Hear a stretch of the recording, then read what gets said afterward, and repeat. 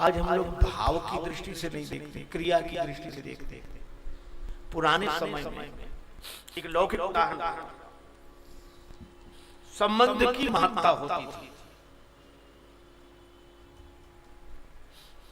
व्यवहार की नहीं, शब्दों की नहीं। गुरु जी ने डांट दिया। गुरु लोग पहले ऐसी लीला करते थे, बिना कारण बिना कारण पिटाई, लेकिन शिष्य जाता नहीं था, पिटकर भी चरणों में प्रणाम करता और प्रसन्नता से रहता। कोई कहते पिटने को पड़े हो, देखो तुम्हें डांट दिया, डंडा लेकर मार दिया, तो वो क्या कहता? गुरुदेव है, गुरु जी है। इसका अर्थ है कुछ समय हम संबंध का विचार करते थे, व्यवहार का विचार नहीं करते थे उस समय। और आज सबसे बड़ी विडंबना यह है कि अगर पिता ने भी कुछ कह दिया तो इतना बुरा लगता है। दूसरा कोई समझाएगा कि अरे कह दिया, वो तुम्हारे पिता हैं, आखिर पिता हैं, कह दिया क्या हुआ, पिता है, उन्होंने जन्म दिया। तो कहते हैं क्या इसके लिए है पिता? हम नहीं मानते ऐसे पिता जो ऐसे बोले, हम नहीं छोड़ दिया। ये दशा हमारी है। मुझे तो लगता है कि रामचरितमानस में तो राक्षस कुल तक में यह संस्कृति थी।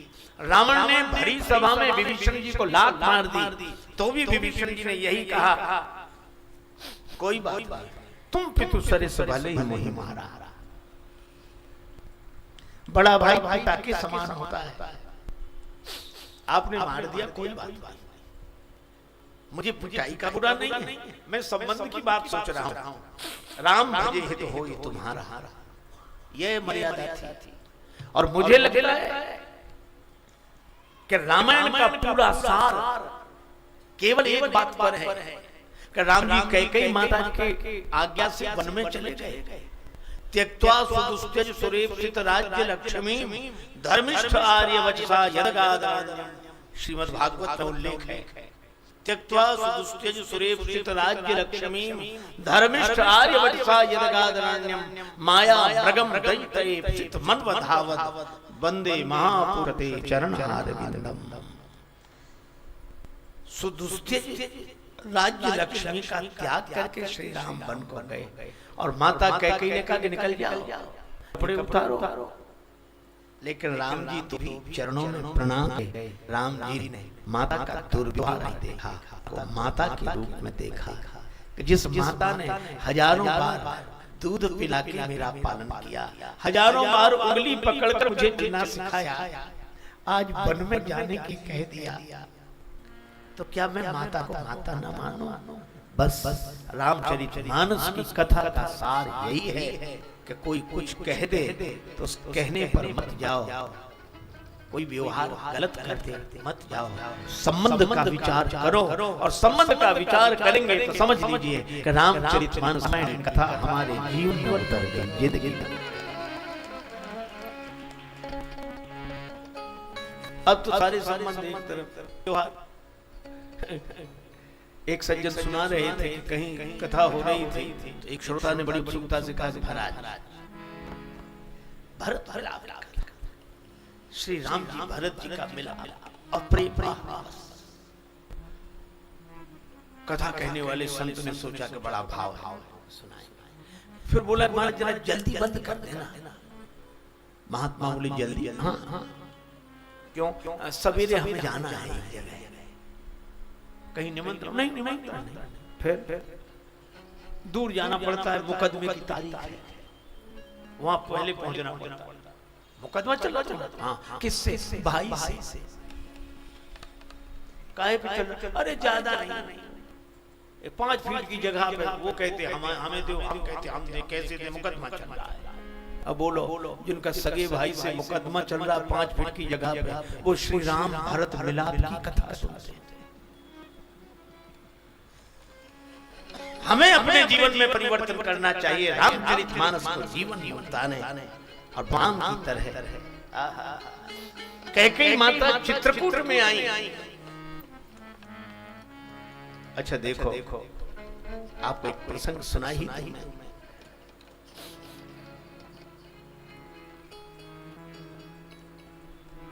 माता कैकेयी ने राम जी को वन भेजा। कुछ संत कहते हैं कि राम जी की इच्छा से,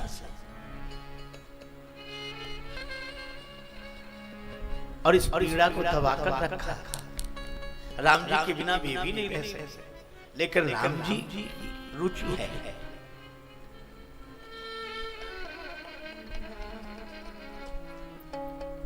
जब सारी अयोध्या विरोध करने लगी तो कैकेयी माता ने कहा, मंथरा अब घर का दरवाजा बंद कर दे, अयोध्या अपना कोई नहीं रहा।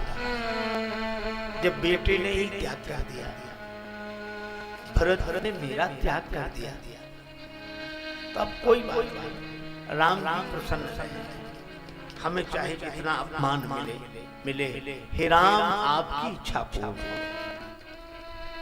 पर सुमित्रा माता ने लक्ष्मण जी से कहा, शत्रुघ्न जी से कहा, शत्रुघ्न कैकेयी माता का कोई नहीं है, वत्स मैं तुम्हें आज्ञा देती हूँ, तुम उनकी सेवा करो।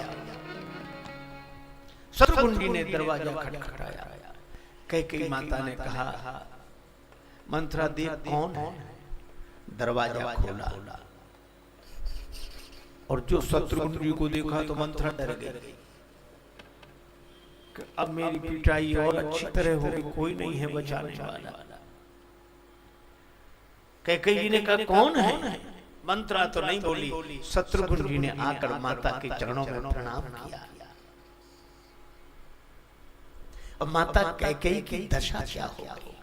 2 दिन में दुर्दैव दशायों कीन्ही तनकी, 2 दिन में दुर्दैव दशायों कीन्ही तनकी, श्वेत भये सिर केस छीन भई दृष्टि द्रगन की, रक्त विहीना अस्थि कंकाल देह में, मातु न जानी जाती यदि होती न गेह में। कैकेयी माता को पहचानना मुश्किल होता अगर वे भवन में ना होती।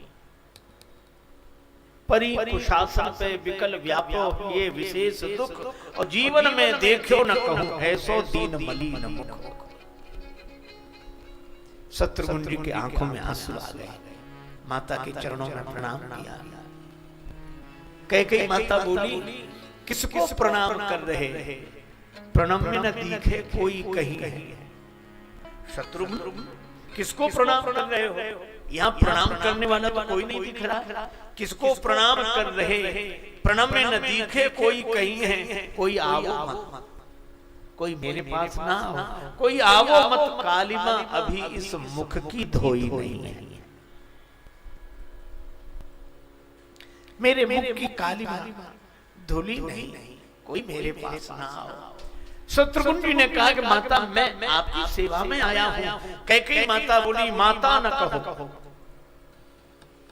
मुझे माता न कहो। उन चारु चंद्र रघुवंशी राजकुमारों में मैं किसकी माता बनूं? सुकीर्ति किसी ने खोई नहीं है। श्री राम, श्री भरत, श्री लक्ष्मण, श्री शत्रुघ्न, इन चारों कुमारों में मैं किसकी माता बनने योग्य हूं? अचानक कैकेयी माता रोने लगी। एक ही था जो मुझको माता कहता था, जो मुझको माता कहता था, शिशुपन से जिसको सुत समझा, हतभागिनी दे बनवास उसे क्षण भर भी रोई नहीं। जो मुझे मां कहता था, जिसको पुत्र समझा, उसी को वन भेजते समय मैं रो भी नहीं सकी। और दूसरा दृश्य है कि यह सब जिस सुत के लिए किया, जिस भरत को राज्य दिया, देकर सुहाग वैधव्य लिया, उसने भी त्याग विनीत दिया, तू मेरी कोई नहीं। उसने भी कह दिया कि तू मेरी कोई नहीं, बेटे ने भी त्याग कर दिया। कैकेयी माता रो, लेकिन अचानक रोते रोते मुस्कुराने लगी। अच्छा हंसने लगे। शत्रुघ्न जी ने कहा कि मां रोते रोते हंसी किस बात की? कहने लगी, मैं धन्य हो गई आज भरत ने यद्यपि मुझको त्याग दिया। आज भरत जी ने मेरा त्याग किया पर मैं धन्य हो गई, मैं धन्य हो गई। आज भरत ने यद्यपि मुझको त्याग दिया, कीच ही सही मलमली किंतु कीच ने कमल उत्पन्न किया। मैं भले ही कीचड़ हूं, लेकिन भरत ऐसे कमल का जन्म इसी कीचड़ से हुआ है।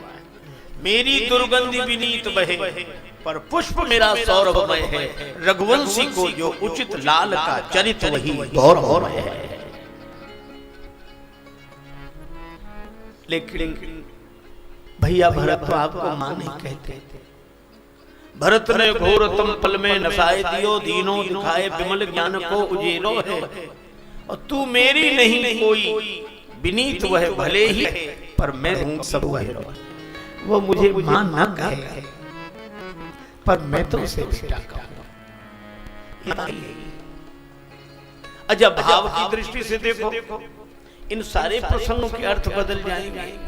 भरत जी ने भी जो क्रोध किया तो वो खुद ऊपरी है, ये केवल क्रिया देखना। भरत जी को तो माता कैकेयी के मन को श्री रघुनाथ जी की ओर मोड़ना था। अगर क्रोध करते तो कैकेयी माता को चित्रकूट न ले जाते, ले गए। स्वयं सेवा करने नहीं जाते, बोलते भी नहीं है, लेकिन उनकी सेवा कराते हैं। भाई सौंप मातु सेवकाई। और जब कैकेयी माता चित्रकूट में आई तो राम जी सुमित्रा जी को प्रणाम करते हैं, कौशल्या माता को प्रणाम करते हैं, लेकिन सबसे पहले प्रथम राम भेटी कैकेयी।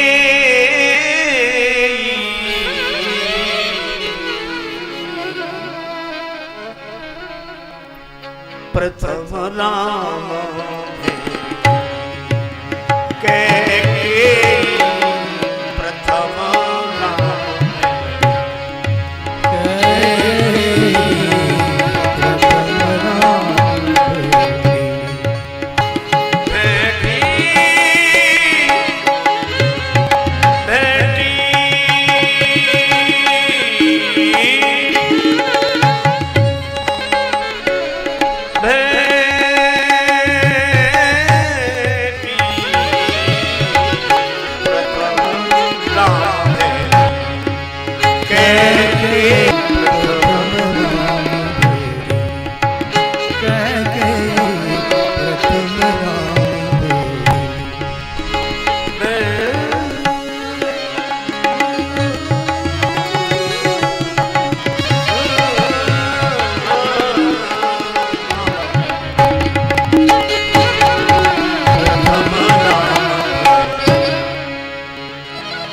भगवान राम ने माता कैकेयी को हृदय से लगाया। प्रथम कैकेयी माता रोने, पश्चाताप की ज्वाला में जलने वाली मिलान मुखा नतन ग्रीवा माता कैकेयी को राम ने हृदय से लगाया। राम, मेरा यह दुर्व्यवहार तुम्हारे प्रति तुम हृदय से लगाए। राम जी ने कहा कि माता मैं आपके हृदय से लग गया। क्यों? क्योंकि मेरा हृदय और आपका हृदय एक है। कैकेयी जी ने कहा सो कैसे? तुम्हारा मेरा हृदय एक कैसे है? क्यों? जब मुझे अयोध्या में युवराज पद पर बिठाया जा रहा था तो मुझे भी लगा गलत हो रहा है। विमल वंश यह अनुचित एक, बंधु बिहाई बड़े ही अभिषेक। बंधु बिहाई बड़े ही अभिषेक। छोटे भाई को छोड़कर बड़े भाई को राज्य दिया जा रहा है, गलत हो रहा है। राम जी कहते मेरे हृदय में आया कि गलत हो रहा है, और माता आपके मन में भी आया कि ये गलत हो रहा है। तो जो मेरा हृदय सोचता है वही आपका हृदय सोचता है माँ। इसलिए मेरा हृदय मिलता है तो आपके हृदय से, इसलिए मैं आपके हृदय से लग गया। ये राम जी हैं, ये राम जी की कथा है।